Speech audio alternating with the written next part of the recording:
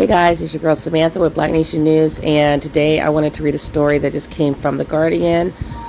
Full disclosure, I think there will be a lot of black women who are not happy with this story, but it needs to be said. So let's go ahead and get right into it. So it says, Black women's hair products are killing us. Why isn't more being done? Black women who use lye-based hair relaxers at least 7 times a year for 15 or more years have a 30% increased risk of breast cancer. A new study reveals what some scientists and researchers have suspected for years, that frequent and long-term use of lye-based hair relaxers may have serious health effects, including breast cancer. Published in Oxford University's Carcinogenesis Journal, the study found that black women who use these products at least 7 times a year for 15 or more years had a roughly 30% increased risk of developing breast cancer compared with more infrequent users. The research team also analyzed survey data from Boston University's Black Women's Health Study, which followed more than 50,000 African American women for more than 25 years and observed their medical diagnoses and any factors that could influence their health.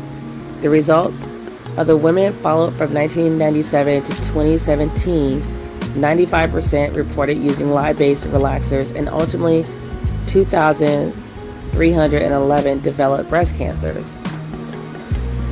The traditional risk factor is just one part of a wide race gap in breast cancer rates among American women. We already know that black women have the highest occurrence of breast cancer before reaching the age of 40, are more likely than white women to develop highly aggressive breast cancers, and are more likely to die from it at any age, 40% more likely to be precise. And when it comes to the role of hair care products in that imbalance, none of this is new. In 2019, research published in the International Journal of Cancer found that permanent dye use was associated with a 45% higher breast cancer risk in black women, compared with a roughly 7% higher risk among white women who use these products. It's important to examine why black women are so overrepresented in the market for these harmful products to begin with. For centuries, black women in the West have been told that It's important to examine why black women are so overrepresented in the market for these harmful products to begin with. For centuries, black women in the West have been told that their skin tones and hair textures were inferior, unprofessional, and largely undesirable. Even today, anti-black hair discrimination is rampant in many professional settings, particularly in corporate and customer-facing roles. So much so that black advocacy groups and U.S. legislators have been working to pass new laws that will make hair discrimination illegal. So far, however, only 13 states have passed the Crown Act. Biased, white-centric beauty standards have led many black women to embrace hair and skin treatments that pose serious risks to their health, often without their knowledge. And despite the abundance of evidence pointing to these risks, corporations and government regulators aren't doing nearly enough to protect the black women who are the main consumers of these products. For context, 1 in 12 beauty and personal care products marketed to black women in the U.S. were found to contain highly hazardous ingredients such as lye, parabens, and formaldehyde-releasing preservatives. Research from the nonprofit Environmental Working Group also found that fewer than 25% of products marketed to black women scored low in an assessment of their potentially hazardous ingredients, compared with 40% of products marketed to the general public, which researchers classify as low risk.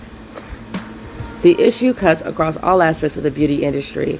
Skin lightening products, another legacy of the cultural idea that dark skin is less desirable, are a thriving industry in the U.S.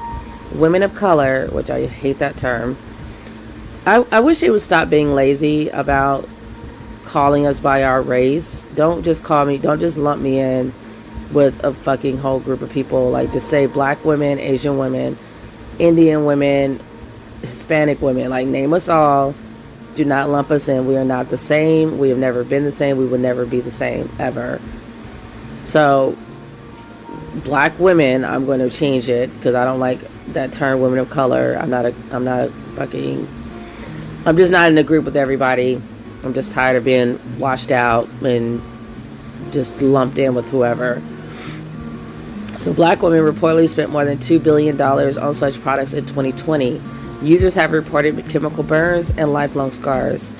Warnings about the dangers of these products are minimal, leaving many black women with insufficient information with which to make decisions on what products they use.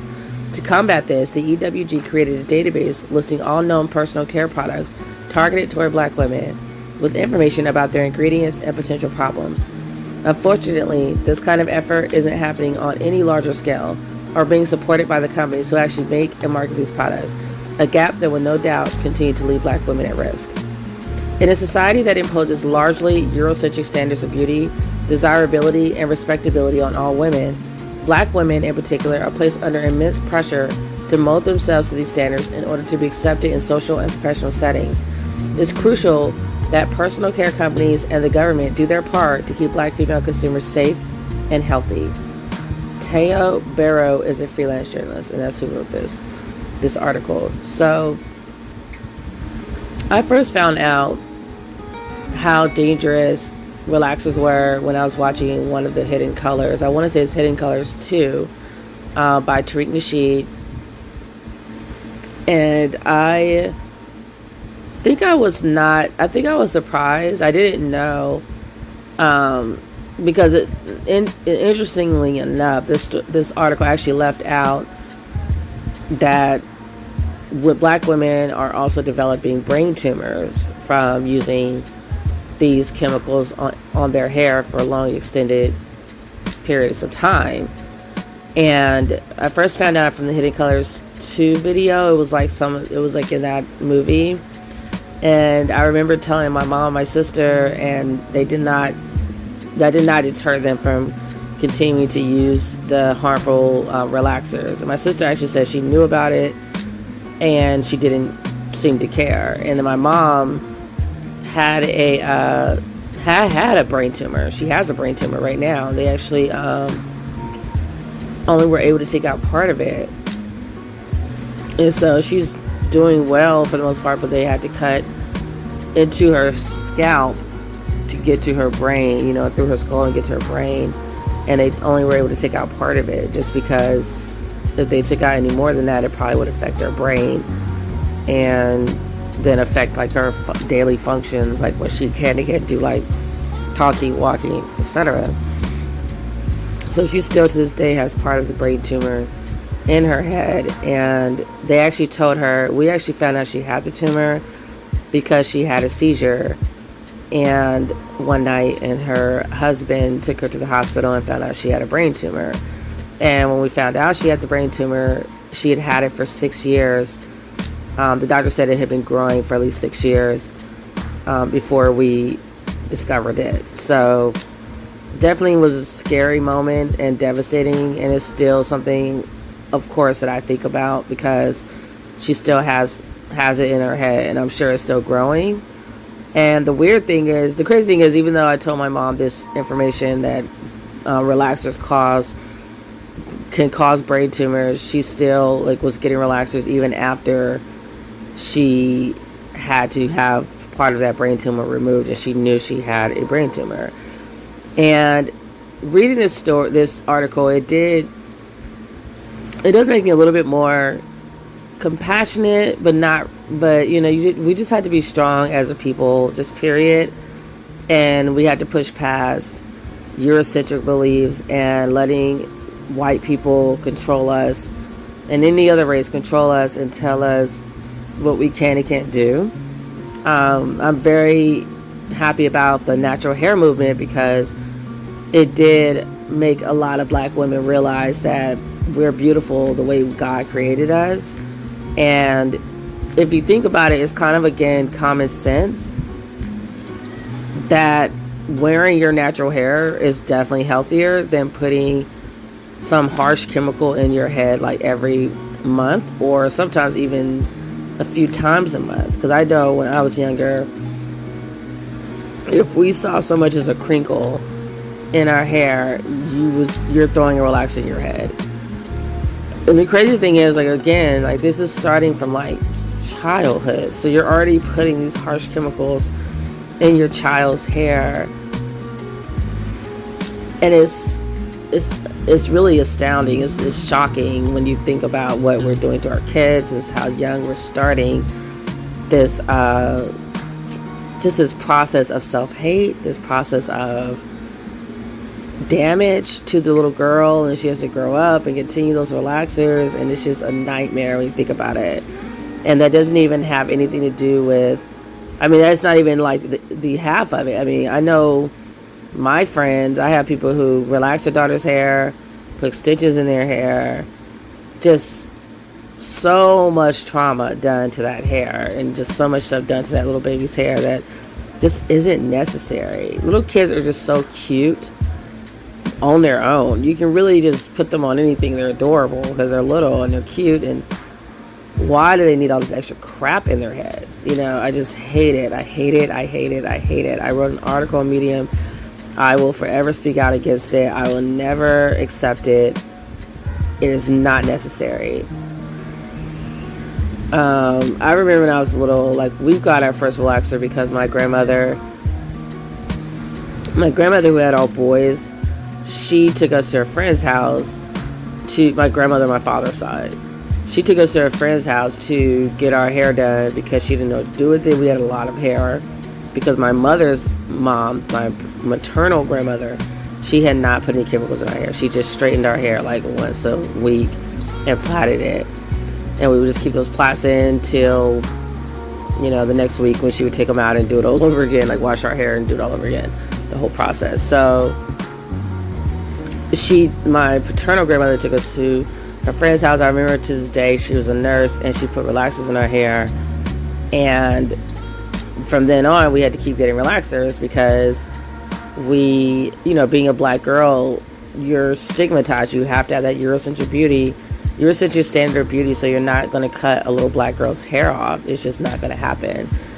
And so then from then on, we're having to get relaxers the rest of our childhood. But I remember, and it was traumatizing because my hair broke off. It wasn't healthy anymore like it was before. My grandmother had let her friend put relaxers in her hair.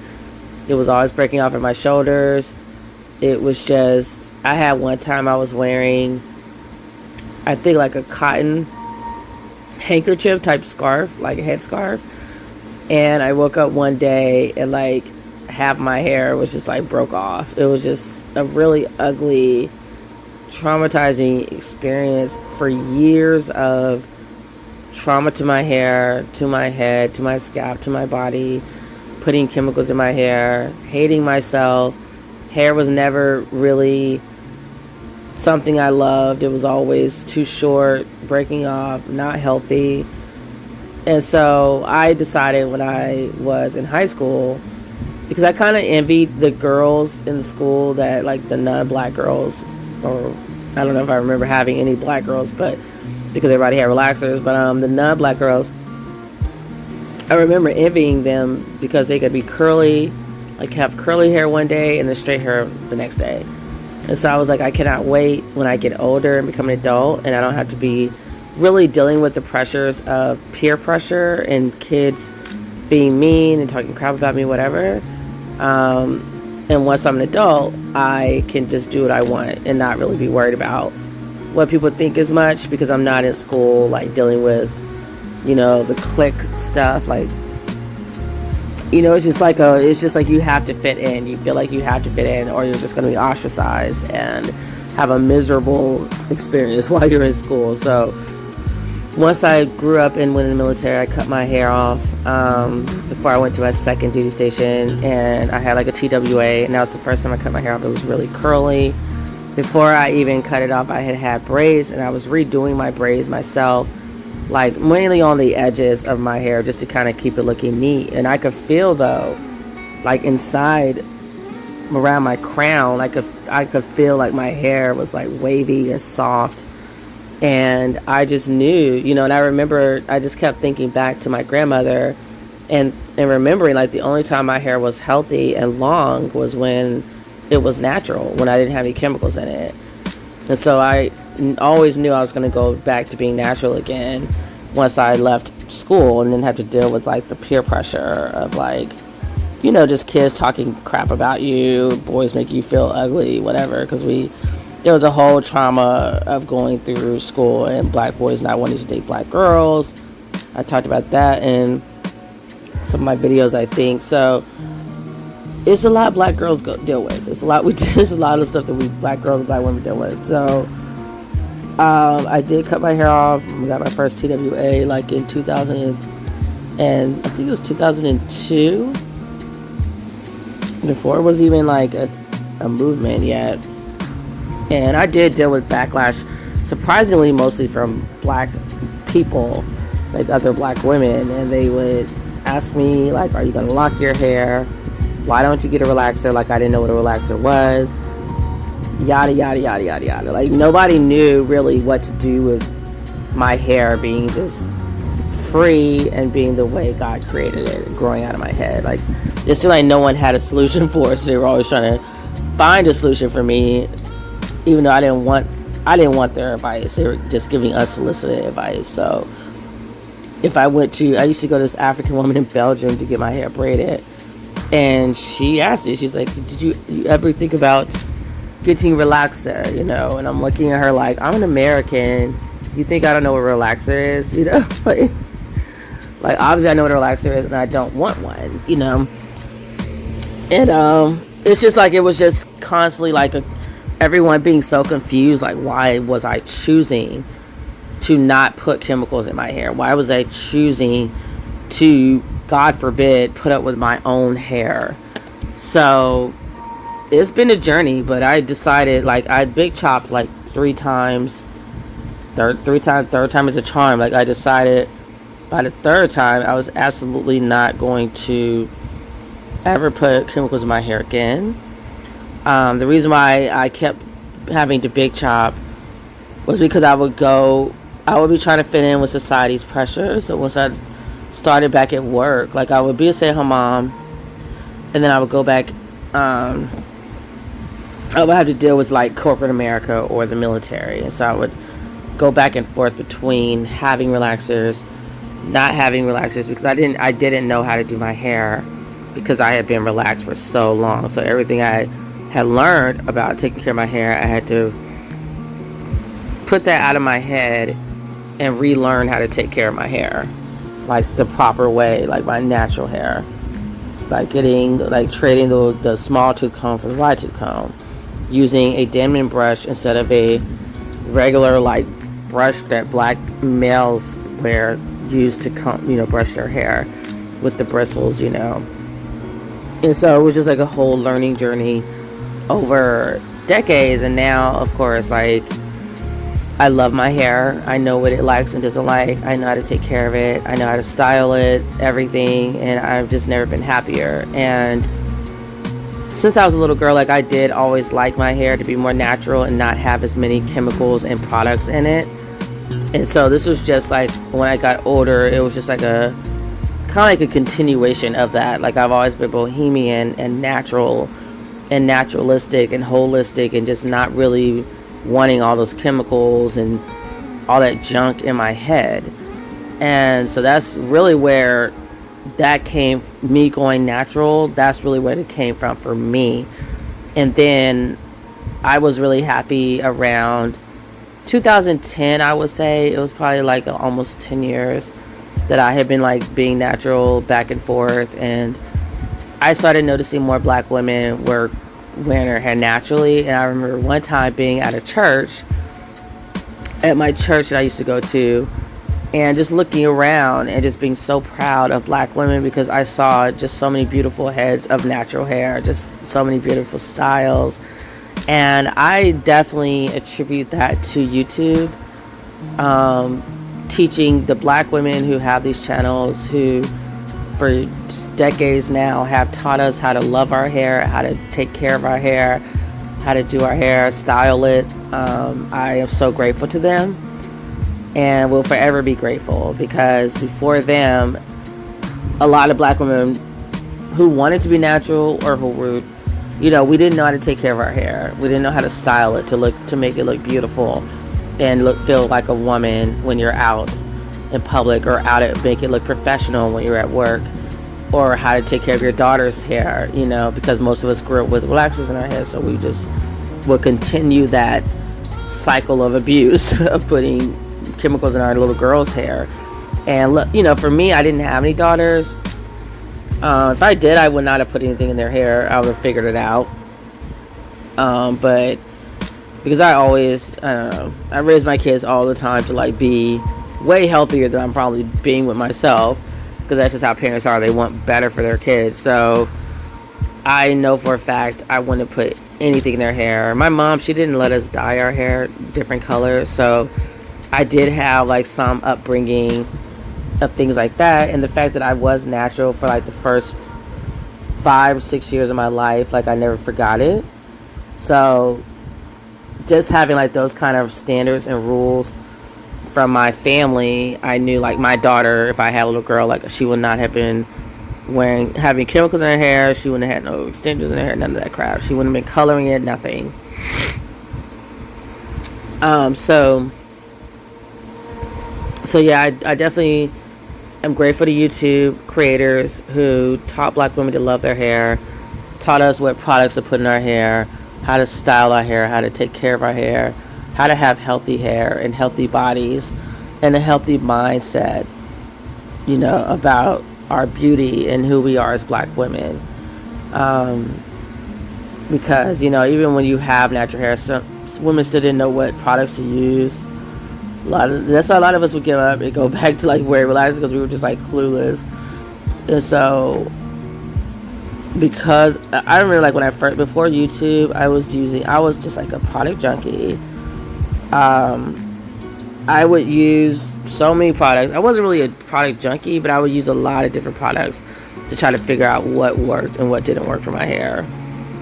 And it was like a never ending like study of like this worked. I remember one day getting sick of it around 2007 maybe, and I just woke up one day, my hair was dry and brittle and shrunken, and I was sick of fighting with my hair, and I just went onto Amazon, I went on the internet, and I started researching and reading. I bought books about my natural hair. I was reading every article I could get my hands on. And that's when I really kind of taught myself what not to put in my hair. And like alcohol, that was like one of the first things I learned was a no-no for black women's hair. And so, you know, the more I studied and read and did my research, I learned that basically my hair loves when I'm using products that come from the earth, like shea butters and oils and water and just vitamins, taking your vitamins, you know, just normal natural stuff. And that's to me when I feel like my hair became like an entire like vibe. Like it was like, this is the lifestyle, this is eating healthy and loving yourself and embracing your black beauty. And it was just, you know, getting in touch with my Africanness and who I am as an African woman, and going back to my roots, like figuratively and literally, and wanting to know more about who I was as a black woman. Like, where did my family come from? So it just got to be so big. It just became like your hair as a woman, and especially as a black woman, is so much more than just your hair. It's your crown. It's attached to you. It is reaching towards the heavens, you know. It has like a job to do. It was just so much bigger than just I want to wear my hair in this style. It just became so much bigger than that. So now I have researched where my ancestors have come from. I was always a vegetarian, but I was like a flexitarian, I would say. Like I would sometimes eat meat, but like 95% of my diet was not meat. And it wasn't super healthy either, but it wasn't meat. And I just never liked meat since I was a little kid. I don't know why. I thought it was gross. I liked the ideal of eating bloody animal, so I couldn't do it. And that was again just something that went into the whole bohemian lifestyle, and it's like this is how I've always been.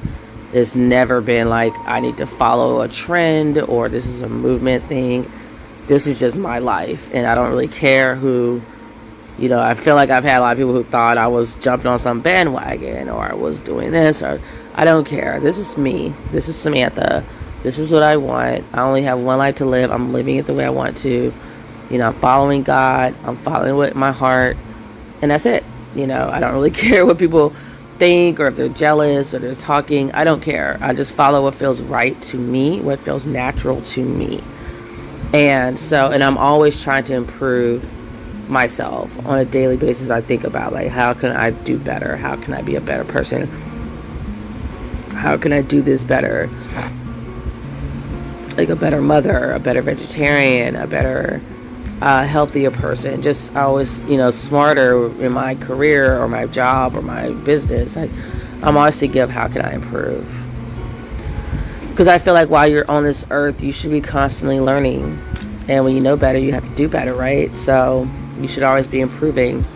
And it's not like this quest for perfection. It's more just, I just want to be the best me that I could be. And each day I am here on this earth, I'm becoming wiser and wiser. So I should be a better person, than I was yesterday and the day before and 5 years ago, 10 years ago. So that's my story, guys. I hope this reaches some ears, and women who just are still using these harmful products will walk away for good.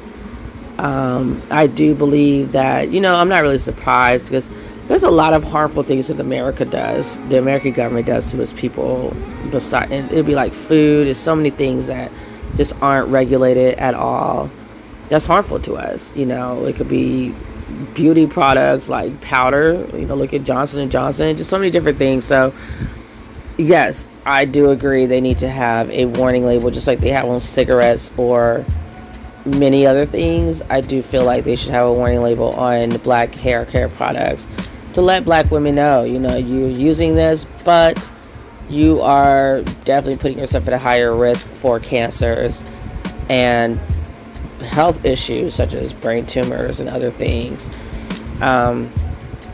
So let me know what you guys think about this video in your comments below. And until I see you guys again, take care of yourselves and each other. Peace, love, and light. And I'll see you in the next video.